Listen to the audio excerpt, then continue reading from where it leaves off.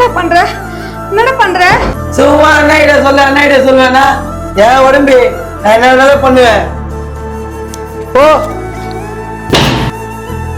Me me me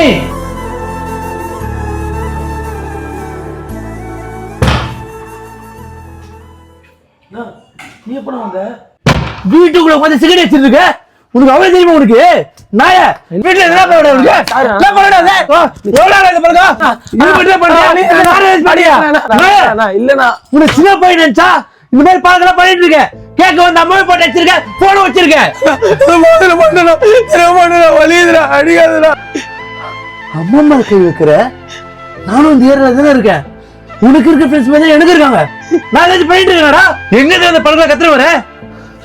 இனிமே இந்த மாதிரி பண்ண தம்பி கூட பார்க்க மாட்டேன்.